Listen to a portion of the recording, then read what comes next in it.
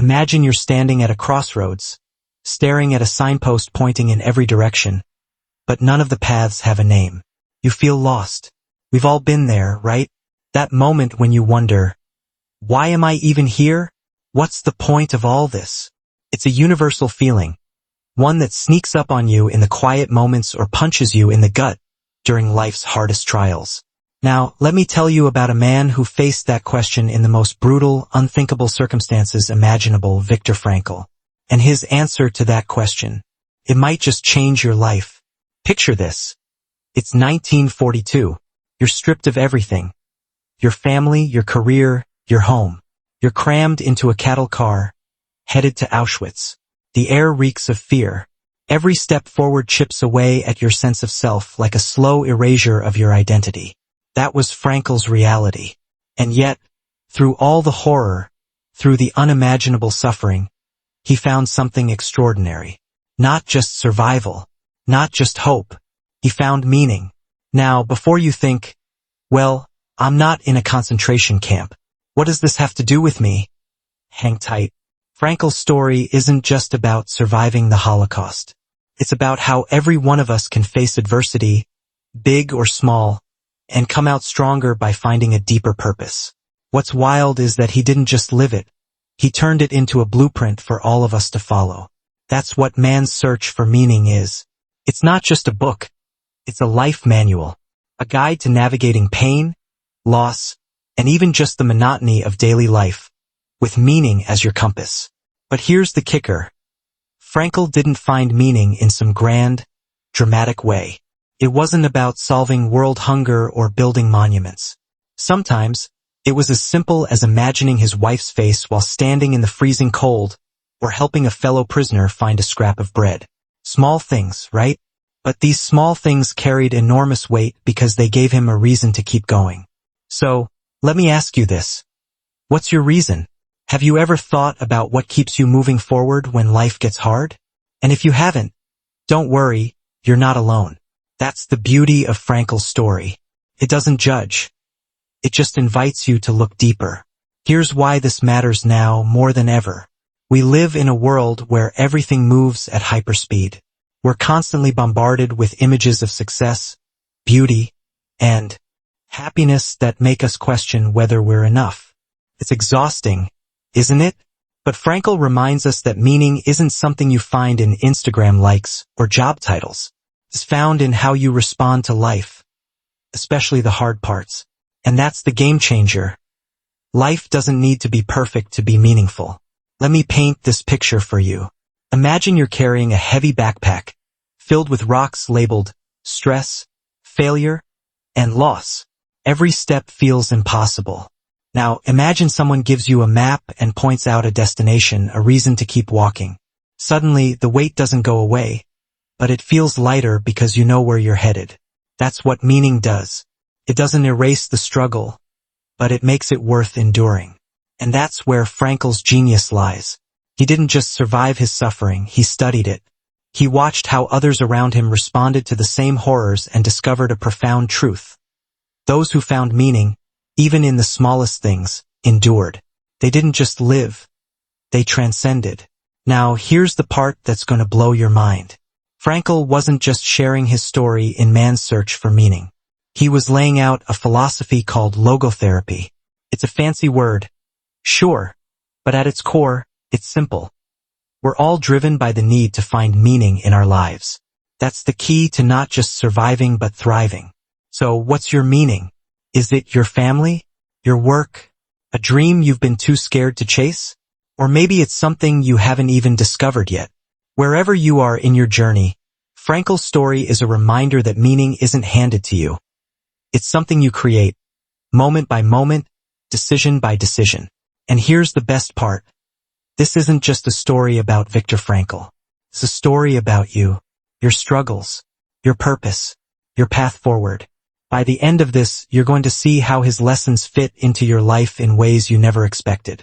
Because the truth is, no matter where you're at, you have the power to turn your pain into purpose. And trust me, once you do, everything changes. Chapter 1.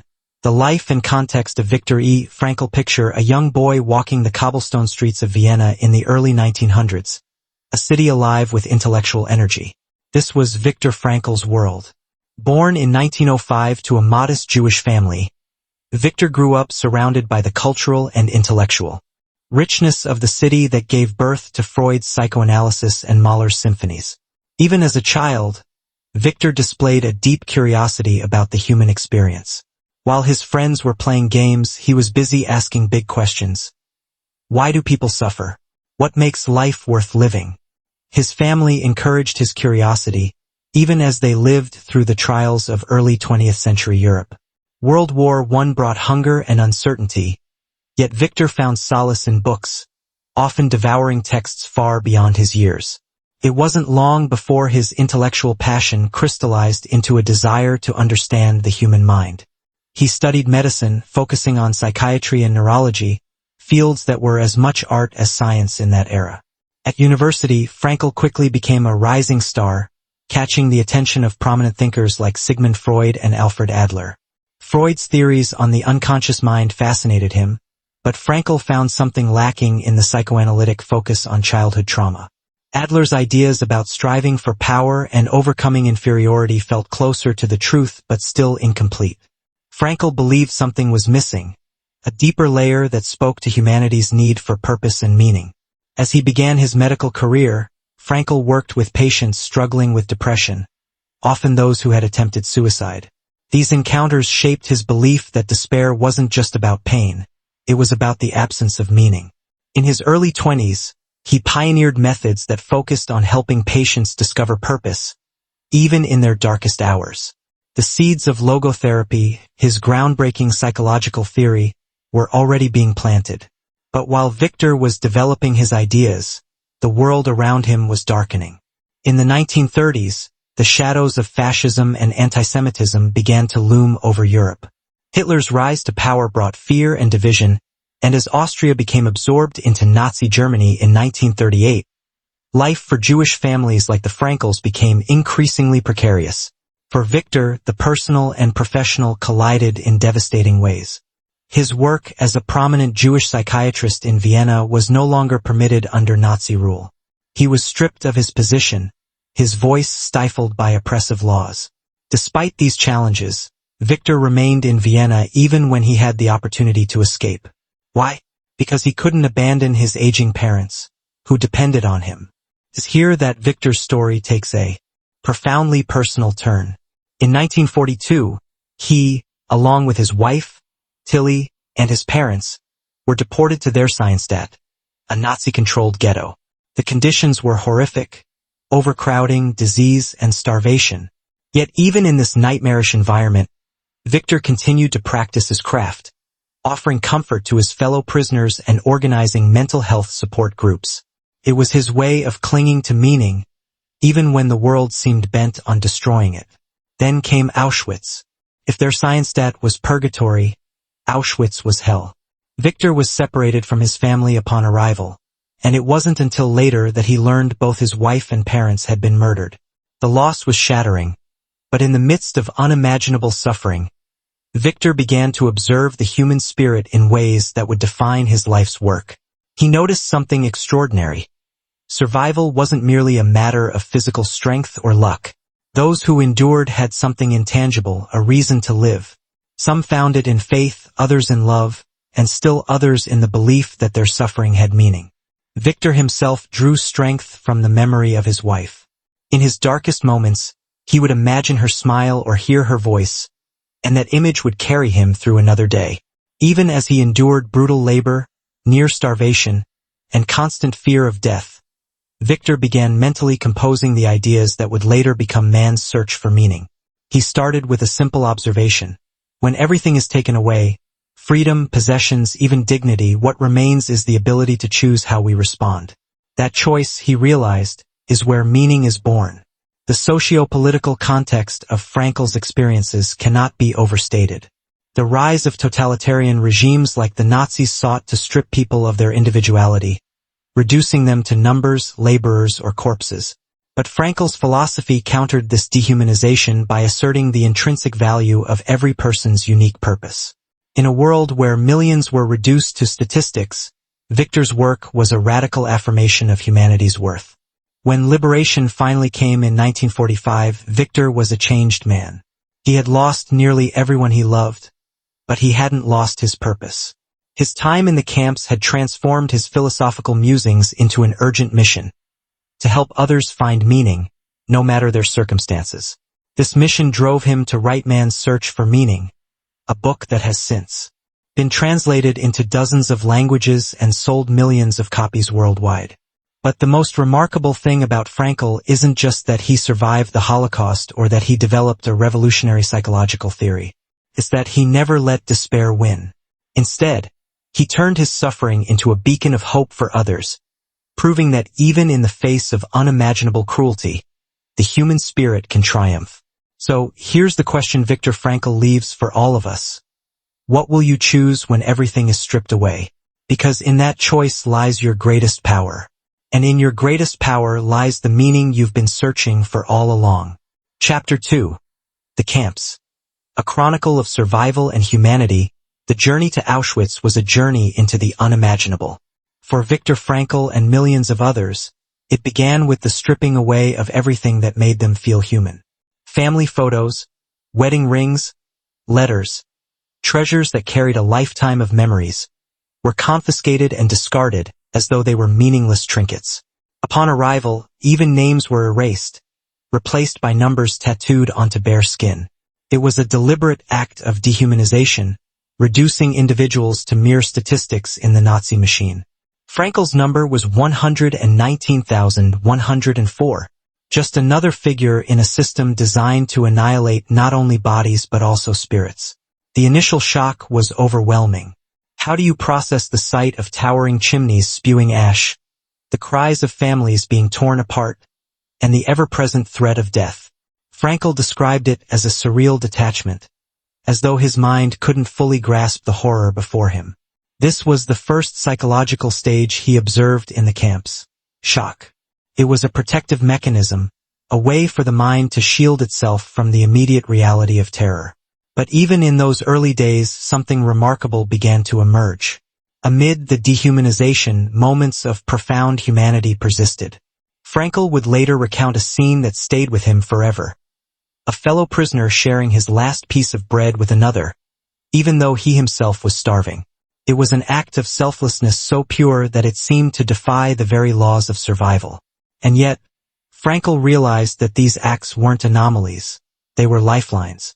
They were evidence that even in the darkest circumstances, the human spirit could shine through.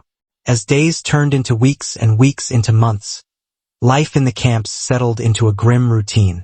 Hunger gnawed constantly, the cold was unrelenting, and disease swept through the barracks like wildfire. Death was omnipresent, whether in the gas chambers from exhaustion, or simply because a guard decided it was someone's time.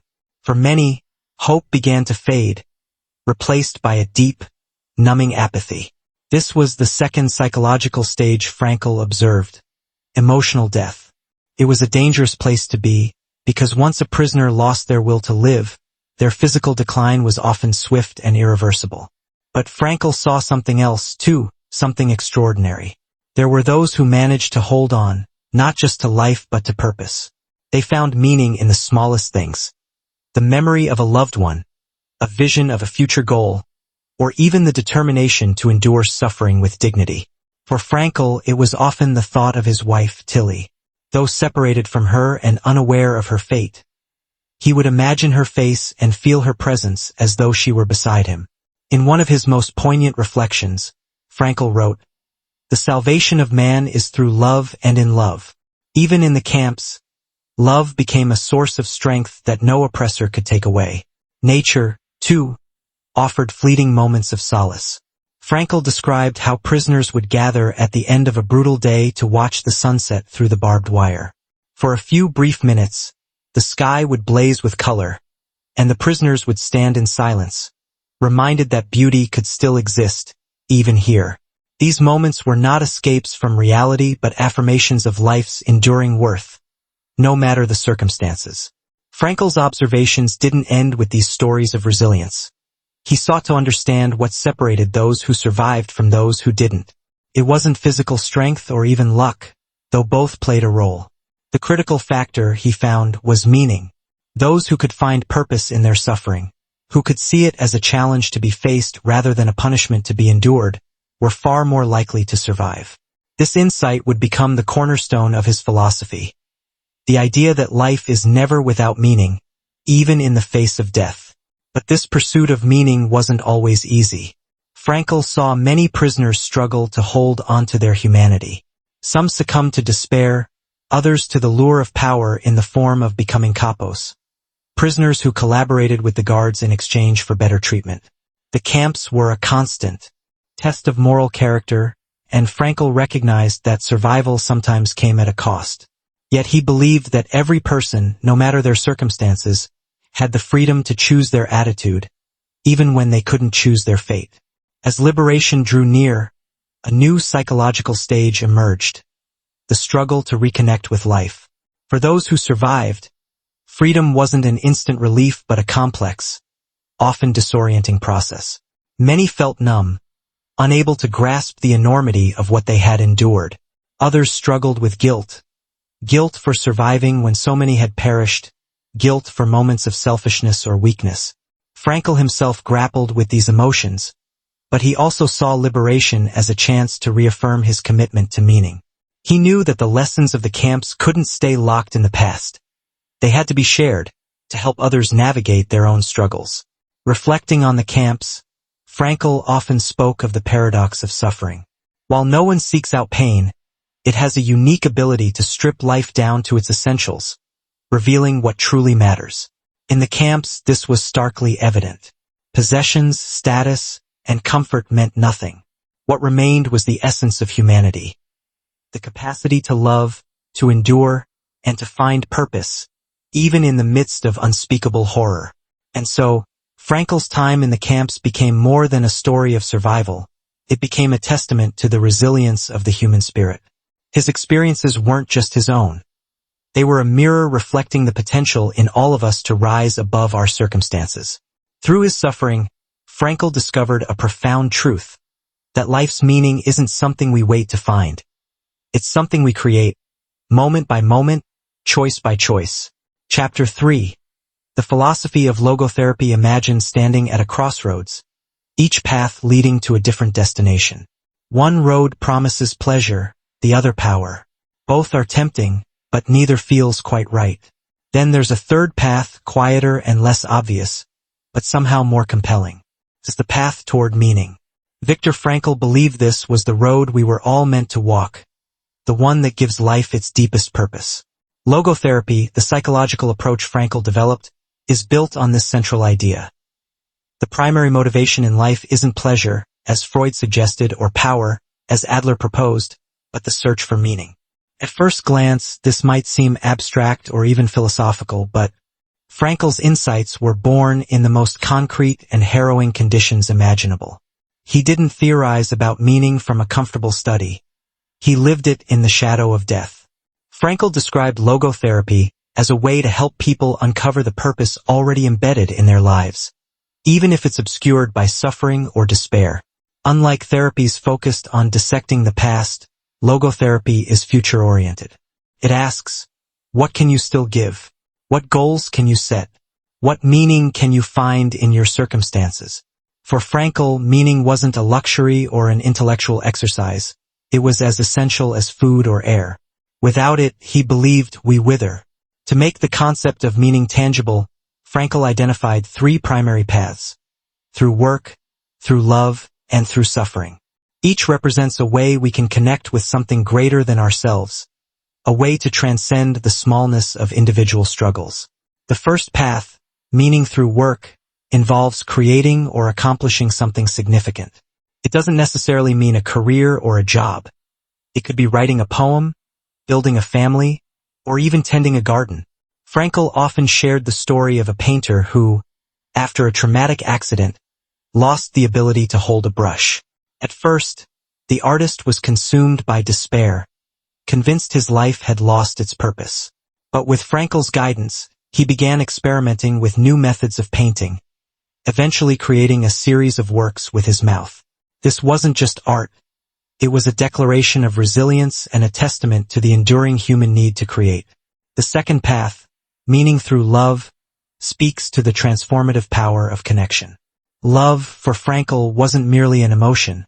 It was a force that allowed us to see others not just as they are but as they could be. In the camps, Frankl clung to the memory of his wife, Tilly, as though it were a lifeline. Even without knowing whether she was alive, the thought of her gave him strength. He believed that love allowed him to transcend his immediate suffering and connect with a part of himself untouched by the horrors around him. In his post-war practice, he saw this principle time and again.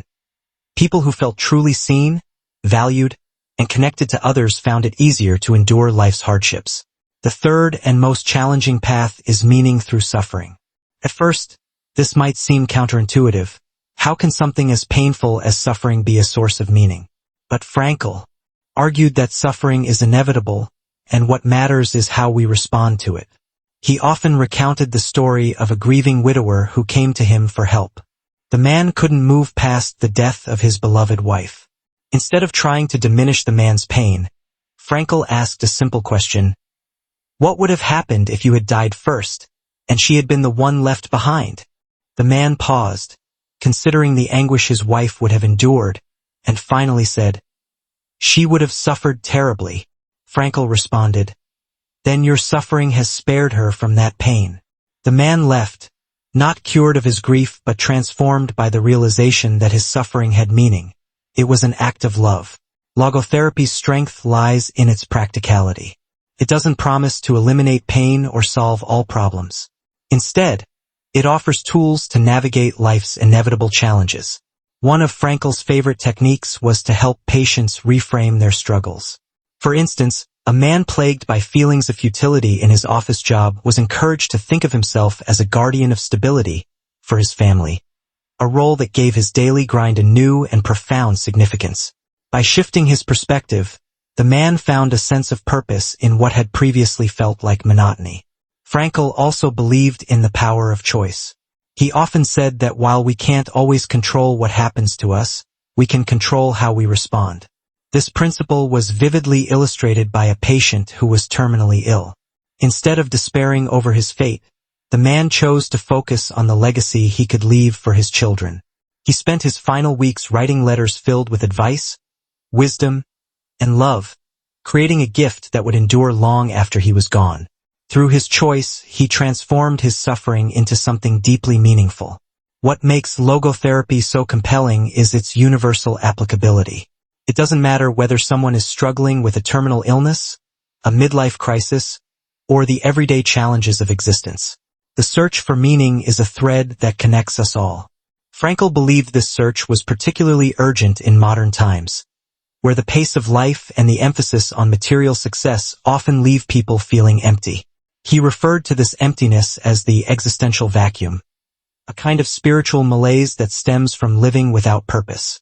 Logotherapy, he argued, was the antidote, a way to fill that vacuum with meaning.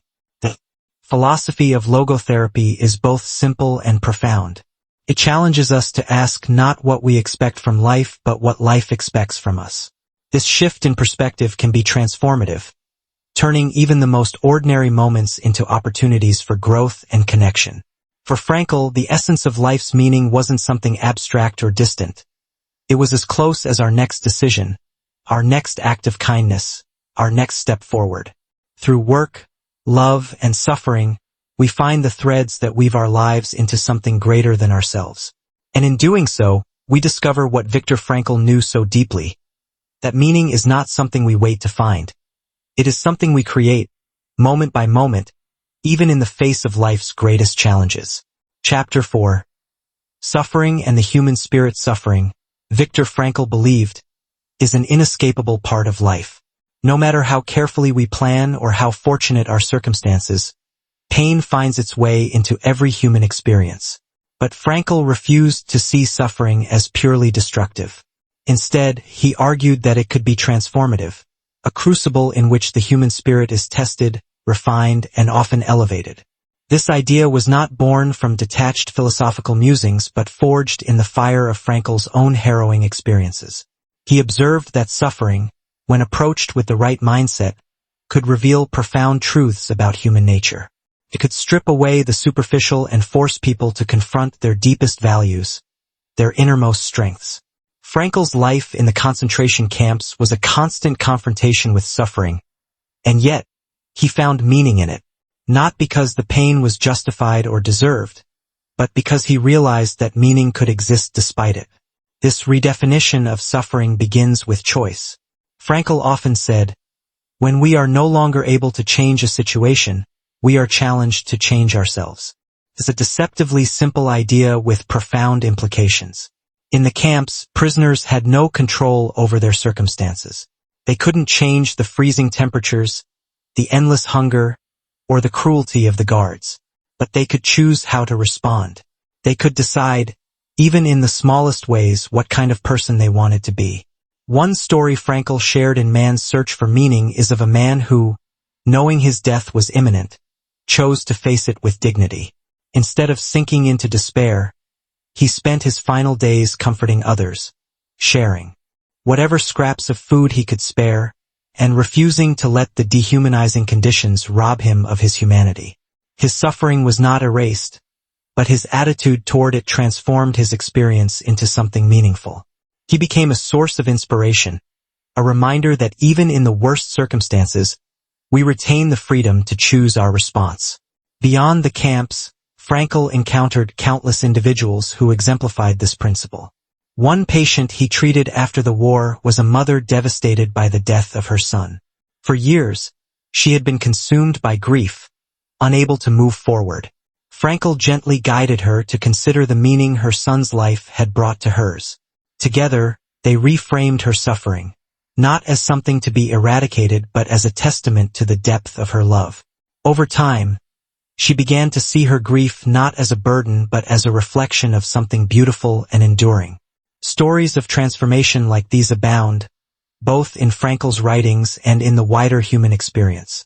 Think of individuals who turn personal tragedies into platforms for change, survivors of illness who advocate for awareness, victims of violence who become voices for peace, or parents who establish foundations in honor of lost children.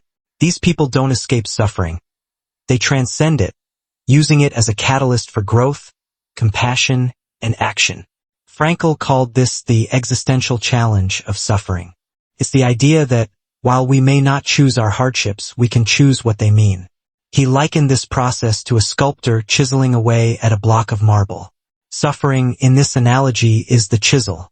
It's painful and often unwanted, but it has the power to reveal something beautiful, a clearer sense of purpose, a deeper connection to others, or an unshakable inner strength. But this transformation isn't automatic. It requires conscious effort and a willingness to confront pain head-on. Frankl often warned against the temptation to avoid or deny suffering. He saw this avoidance in modern society's obsession with comfort and distraction. By numbing ourselves to pain, we also numb ourselves to the lessons it can teach. To face suffering honestly is to honor its place in the human experience, to acknowledge its potential as a source of growth. One of Frankl's most powerful insights was that suffering is relative. He described how, in the camps, even the smallest joys, a crust of bread, a moment of warmth, could feel monumental. This relativity doesn't diminish anyone's pain. Instead, it highlights the universal nature of suffering and the common humanity it reveals. Whether someone is grieving a lost loved one, facing a professional setback, or navigating a health crisis, their pain is valid, and their response to it shapes their journey. Ultimately, Frankl believed that the essence of the human spirit lies in its capacity to rise above suffering. This doesn't mean denying pain or pretending it doesn't hurt. It means facing it with courage and seeking meaning within it. Frankl's own life is a testament to this belief. After enduring the horrors of the Holocaust, he could have succumbed to bitterness or despair. Instead, he dedicated his life to helping others find purpose in their struggles, turning his suffering into a source of hope for millions. The idea that suffering can be meaningful is both challenging and liberating. It challenges us to take responsibility for our lives, even when circumstances feel out of our control. It liberates us by reminding us that no situation, no matter how dire, can strip us of our ability to choose.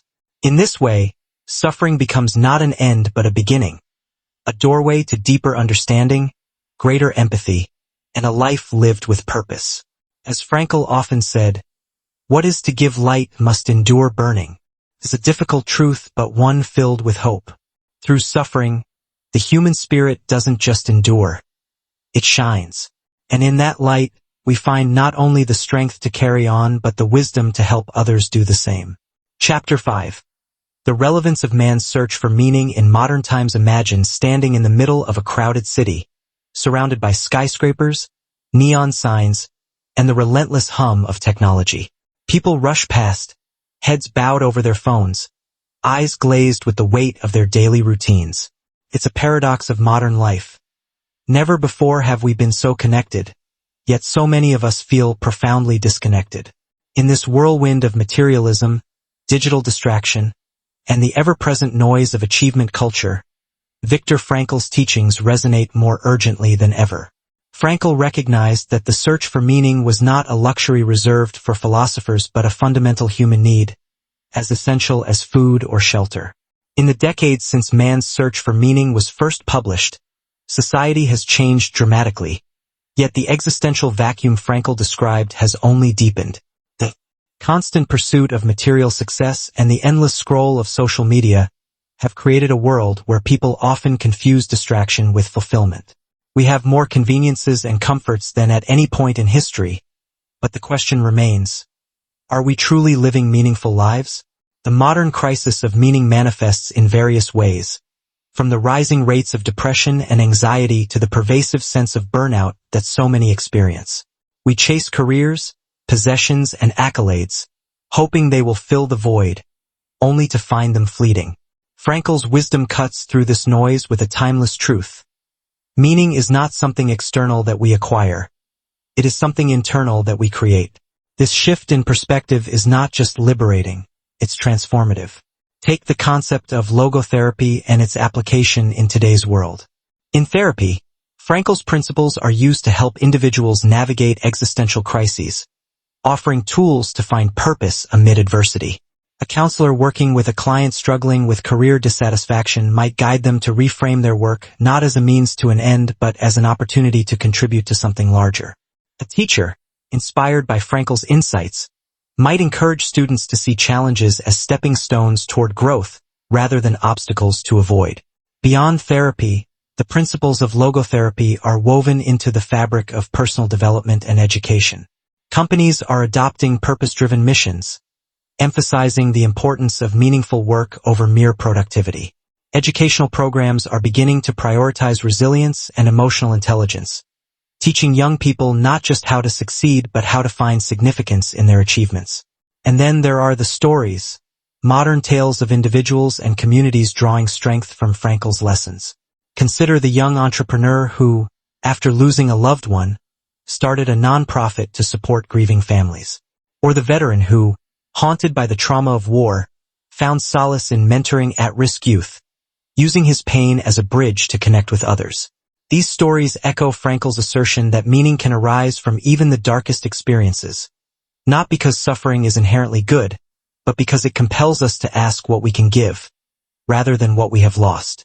One particularly moving example comes from a community devastated by natural disaster. After a hurricane destroyed their town, residents could have succumbed to despair. Instead, they rallied together, rebuilding homes and forming bonds that transcended their individual struggles. As one survivor put it, "The storm took everything we had, but it gave us each other." This reframing of tragedy aligns perfectly with Frankl's philosophy. Even in loss, there is an opportunity for connection and renewal. Frankl's ideas also offer a powerful antidote to the digital overload of modern life. Social media often presents an idealized version of reality, leading to feelings of inadequacy and isolation. Yet, as Frankl taught, true meaning comes not from comparing ourselves to others but from living authentically. The next time we find ourselves scrolling through curated snapshots of other people's lives, perhaps we can pause and ask, what is my purpose in this moment? How can I act in a way that aligns with my values? In a world where we are often told that happiness is the ultimate goal, Frankl's focus on meaning provides a much-needed counterpoint. Happiness, he argued, is a byproduct of living a meaningful life, not an end in itself. It's the difference between chasing a shadow and walking toward the light. When we pursue meaning, whether through our work, relationships, or responses to hardship, we find a deeper and more enduring fulfillment. This shift in focus is more than just a personal revelation. It's a cultural necessity. As societies grapple with polarization, environmental crises, and social inequality, the search for meaning can serve as a unifying force.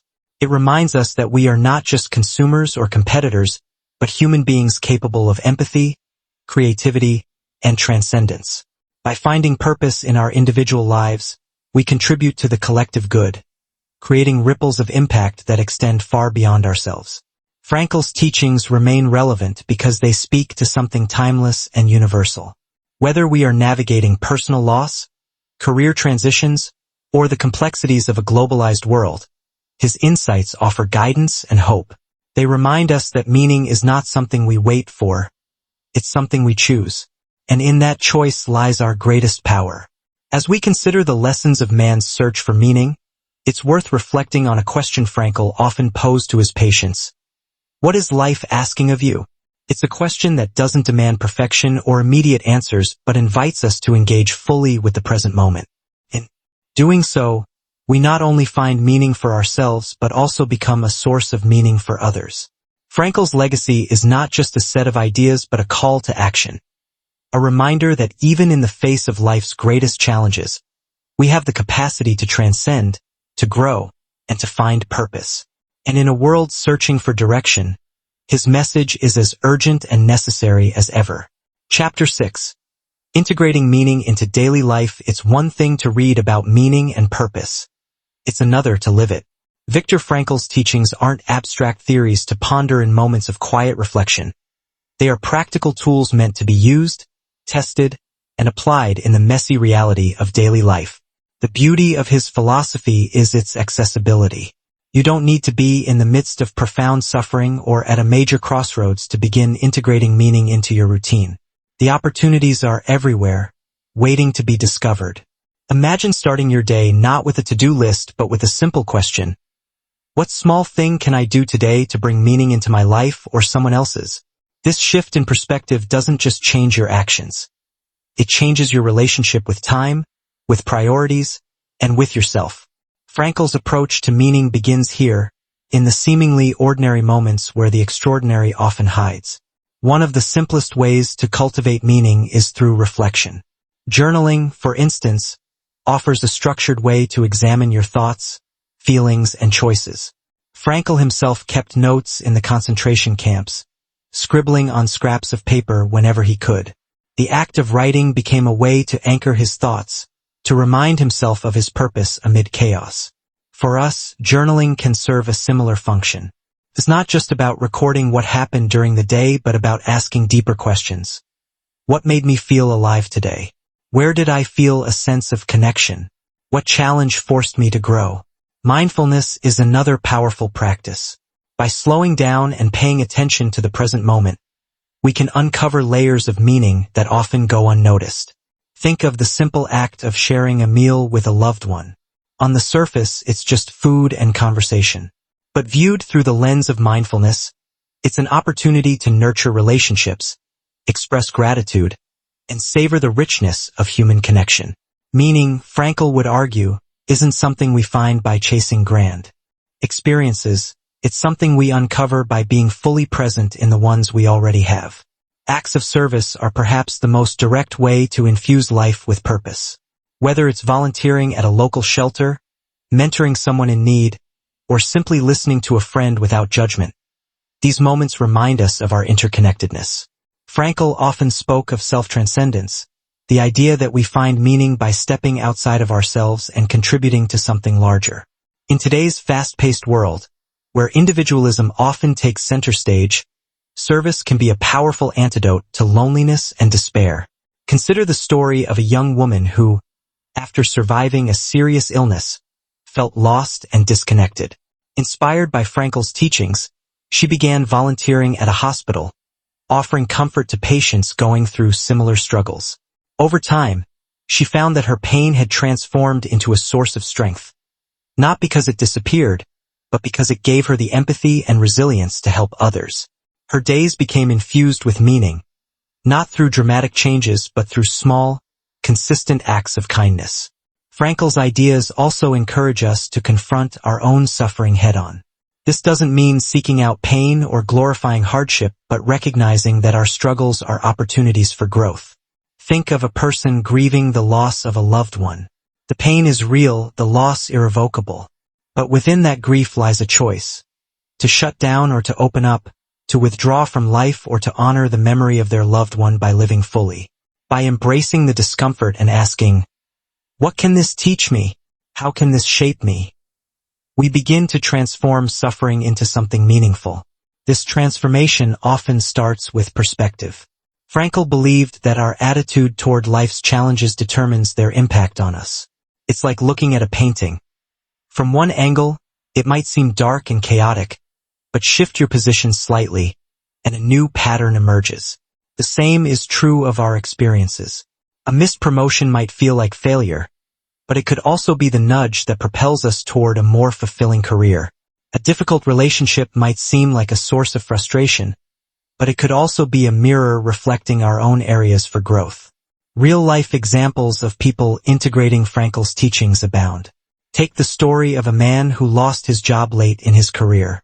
Initially devastated, he spent weeks feeling adrift, questioning his worth. But instead of sinking into despair, he turned his attention to mentoring younger professionals in his field. He shared his knowledge, helped others navigate their challenges, and found a renewed sense of purpose. His unemployment, rather than being an endpoint, became a turning point, a reminder that meaning isn't tied to titles or paychecks but to the impact we have on others. Or consider the couple who, after facing years of infertility, decided to channel their energy into supporting other families struggling with similar issues. They created a network of resources, hosted support groups, and advocated for better access to fertility treatments. In helping others, they found a way to process their own pain and turn it into something constructive. Their story, like so many others, underscores Frankl's belief that meaning often emerges not in spite of our challenges but because of them. As we navigate the complexities of modern life, Frankl's teachings serve as both a compass and a call to action. They remind us that meaning is not a distant destination but a daily practice. It's found in the way we show up for ourselves and others, in the questions we ask and the choices we make. It's in the courage to face life's uncertainties with curiosity rather than fear, and in the humility to accept that while we can't control everything, we can always control our response. Perhaps the most profound takeaway from Frankl's work is that meaning is within reach for all of us. It doesn't require extraordinary circumstances or extraordinary abilities, just a willingness to look at life through a lens of purpose. Whether we find it in our work, our relationships, or our struggles, meaning is what transforms existence from mere survival into something truly extraordinary.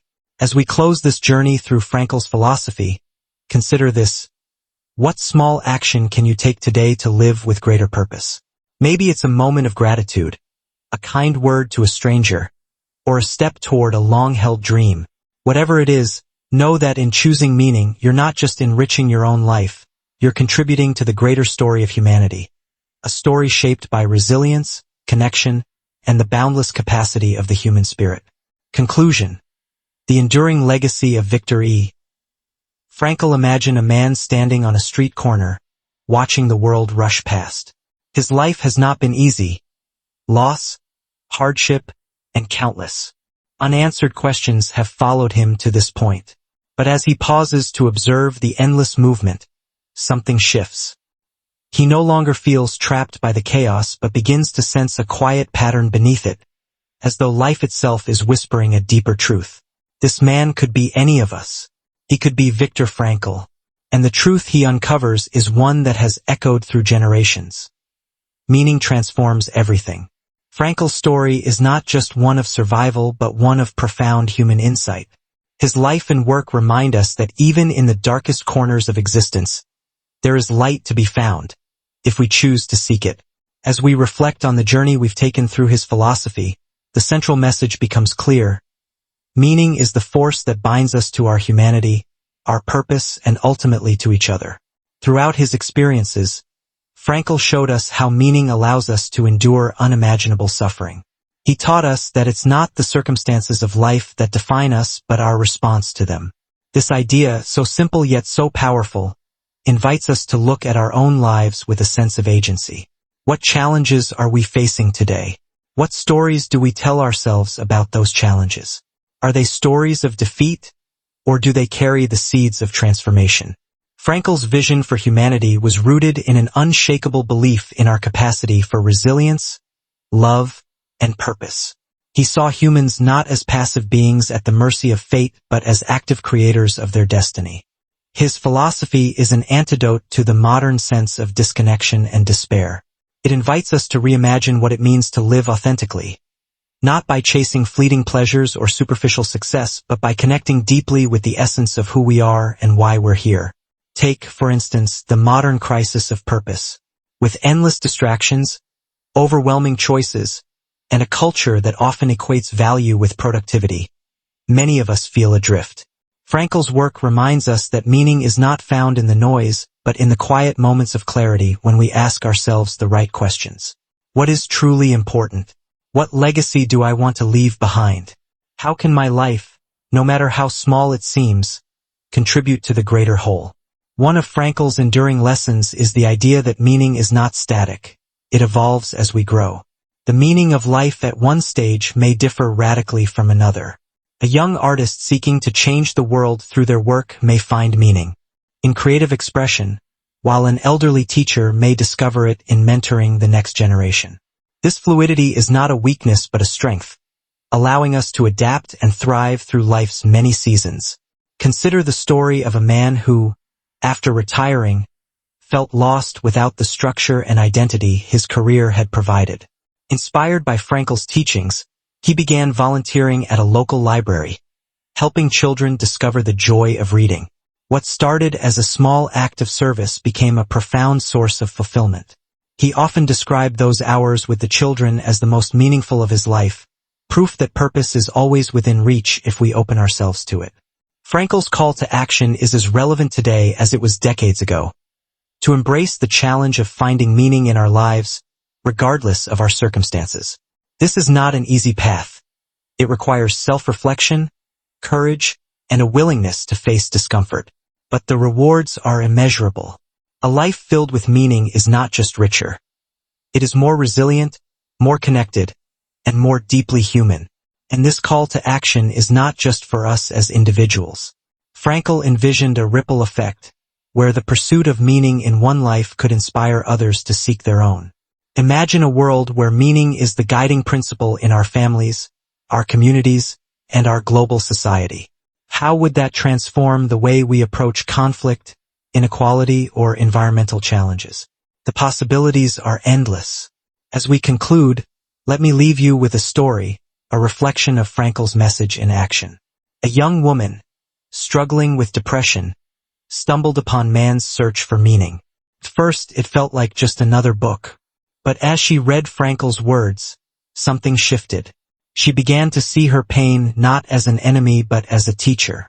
She started volunteering at a crisis hotline, using her experience to help others in their darkest moments. Over time, her life transformed. Not because her struggles disappeared, but because she found purpose within them. She often says that Frankl didn't just save her. He showed her how to save herself. This is the essence of Frankl's legacy. A reminder that no matter where we are or what we face, the search for meaning is always worth pursuing. It is not just a personal journey but a collective one, connecting us through shared struggles and shared hopes. As you step back into your own life, consider what meaning might look like for you, not someday but today. What will you do with this moment, this day, this life? The answers may surprise you. They may even transform you. And that, in the end, is the greatest tribute we can pay to Viktor Frankl and his extraordinary vision.